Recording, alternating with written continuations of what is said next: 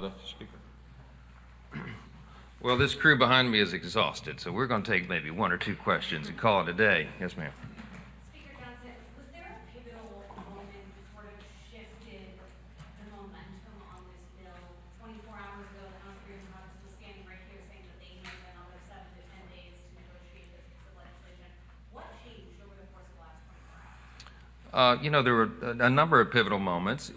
We have 220 Republicans in the House Republican Conference, and lots of different opinions. They represent very different districts around the country with very different interests. But the principle and the philosophy is always the same. Everybody's conservative. We believe in limited government, and we believe in individual freedom and the rule of law and peace through strength and fiscal responsibility and free markets and human dignity, the things that are all wrapped into this bill. And so I would say there was a lot of pivotal moments. One day I might actually write a book about the last year of my life and trying to get this thing over the line.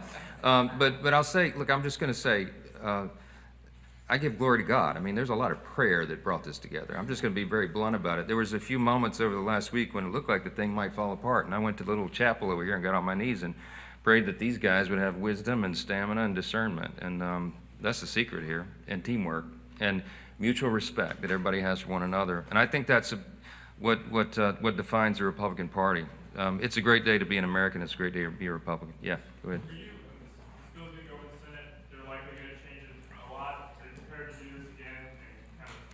No, all the senators, every one of them have promised me they're not going to change anything in our bill, Reese.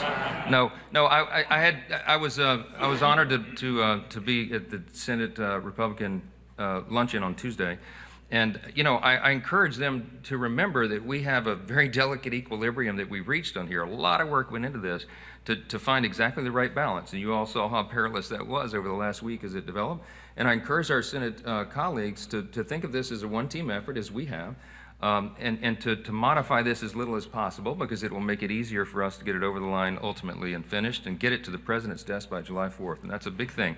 The reason we were so aggressive, and I know some of y'all smiled and probably mocked me a little bit when I said early on we were going to do this by Memorial Day. You didn't believe it. I know you didn't, Reese. Most of you didn't. But the reason we did that was not because out of pride of authorship or because we were trying to raise some banner. We did it because we need to get this relief to the American people as soon as possible.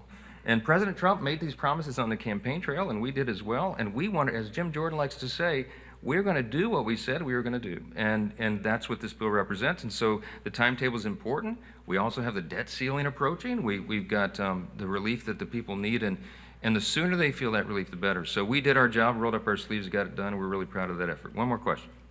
Yes, ma'am.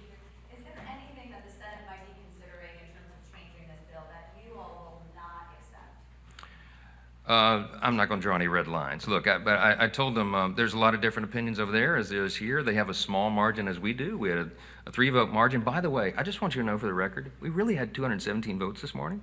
Andrew Garbarino did not make it in time. He fell asleep in the back. No kidding. I know. I'm going to just strangle him. But he's my dear friend. And then David Schweikert was going to vote and slipped his card in right at the last minute. So it looks like a razor-thin margin, 215 to 214 and one present. It was really 217, okay? Will y'all put a footnote somewhere in history on that thing? They're both going to go on record saying that's how they would have voted if they got the card in time. Thank you so much for being here. Bless you all. Thanks all these guys. Thank you.